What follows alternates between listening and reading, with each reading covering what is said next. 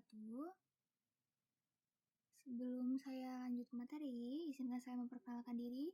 Nama saya Aurel Givari Salsabila. Saya dari kelas 3 TIA dengan NIM 245520006. Di sini saya mau mengirimkan tugas tentang apa itu mikrotik dan bagaimana cara konfigurasinya. Dilanjut yang pertama, pengertian dari mikrotik itu sendiri.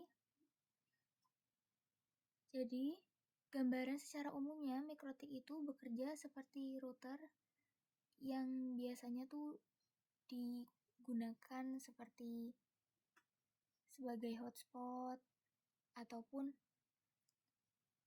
manajemen user dan lain-lain. Nah, lalu ada juga fungsi mikrotik diantaranya sebagai penghubung jaringan LAN ke internet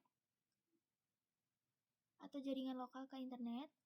Lalu ada memberikan IP otomatis, bisa juga atau statis. Lalu ada mengatur rute data dari jaringan ke jaringan lainnya. Lalu bisa juga sebagai hotspot login seperti wifi kampus yang mahasiswa. Sekaligus bisa juga untuk melihat user aktif, bandwidth, IP, dan login dari user yang mengakses hotspot tersebut.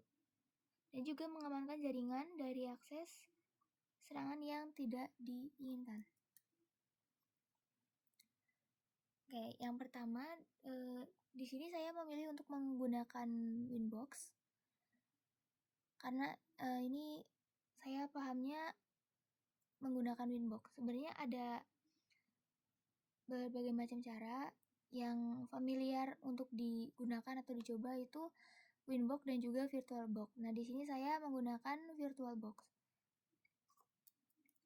Di sini saya menggunakan versi 3.43, bisa di-download langsung di Google atau situs resminya. Nah, jika sudah memasukkan yang tadi, dan pastikan untuk mengisi portnya, jadi seperti ini portnya. Seperti ini, pastikan ini sudah terhubung ke kabelan yang sudah di-crimping. Oke, lalu jika sudah masuk akan seperti ini. Karena ini di sini tadi loginnya menggunakan admin, jadi tampilannya seperti ini. Ini untuk tampilan awal. Nah, seperti ini.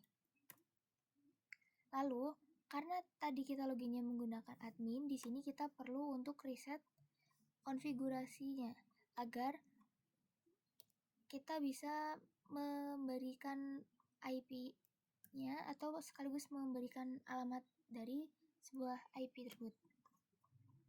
Nah, jika sudah, maka tampilannya kembali lagi ke awal.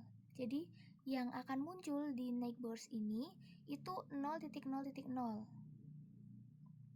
Dan pastikan juga saat sedang di tampilan awal sini, itu memastikan NAT-nya di bagian IP itu untuk mati, karena nantinya akan ngaruh ke internet.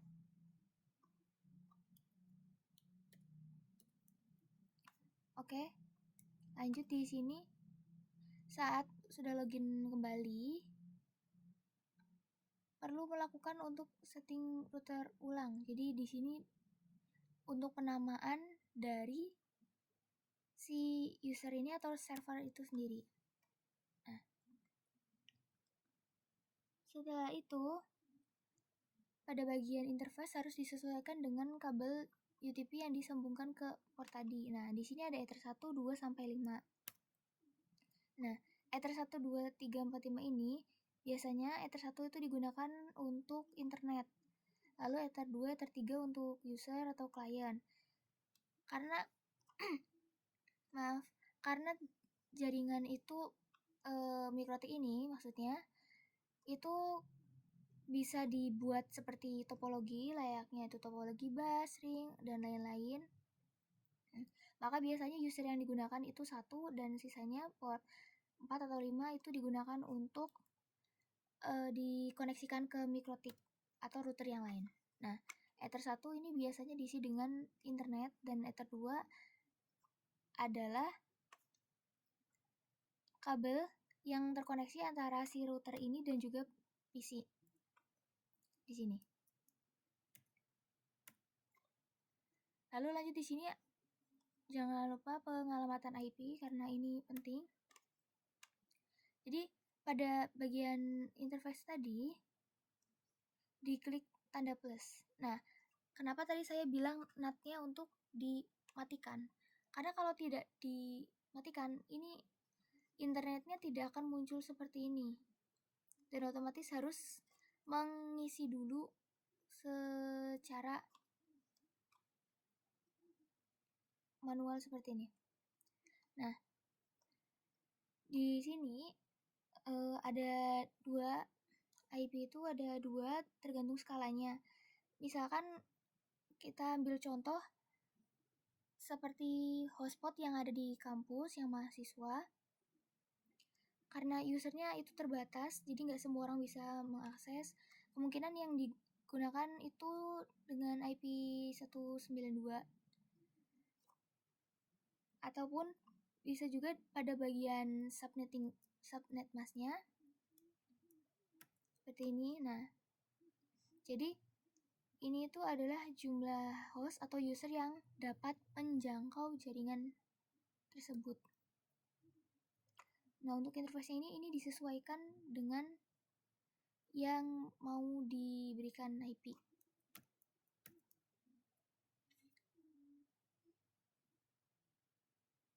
Lalu setelah di setting IP-nya di sini,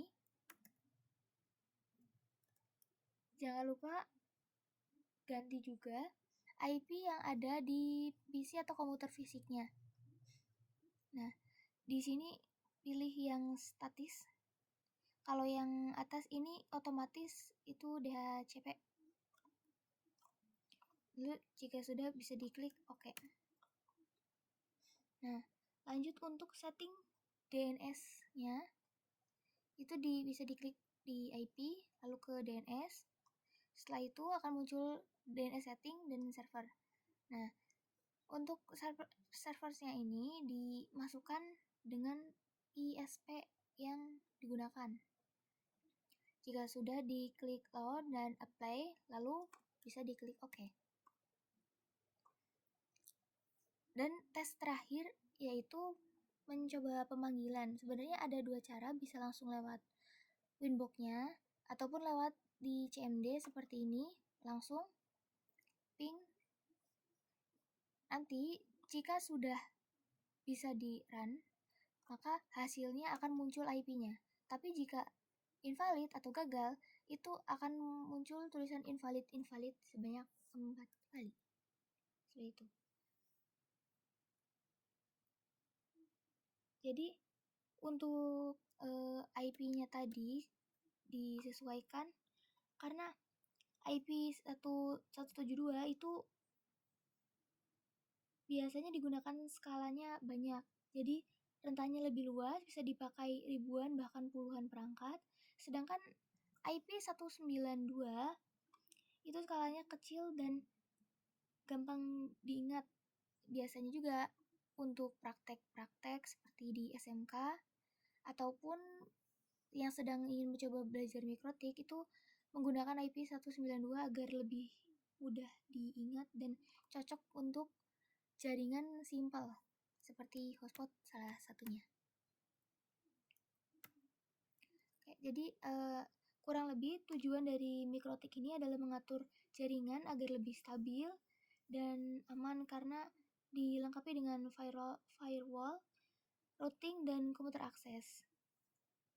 Dan juga mampu memanajemen pengguna serta membangun jaringan profesional dengan biaya yang murah. Itu. Dan ini untuk kesimpulannya, mikrotik adalah router yang berfungsi mengatur dan mengamankan jaringan, sementara IP address menjadi alamat perangkat dan subnet mask menentukan besar kecilnya jaringan serta jumlah pengguna yang dapat terhubung. Rentan IP seperti 192, 168, sekian-sekian umumnya dipakai untuk jaringan kecil seperti yang tadi saya jelaskan. Lalu untuk subnet masknya itu umumnya jika untuk digunakan seperti belajar itu menggunakan di atas 25. Seperti itu.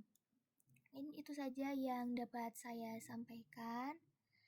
Saya mau minta maaf bila ada tutur kata saya yang kurang berkenan. Saya minta maaf seikhlas-ikhlasnya. Itu saja yang dapat saya sampaikan. Terima kasih banyak, Bapak. Selamat. Wassalamualaikum warahmatullahi wabarakatuh.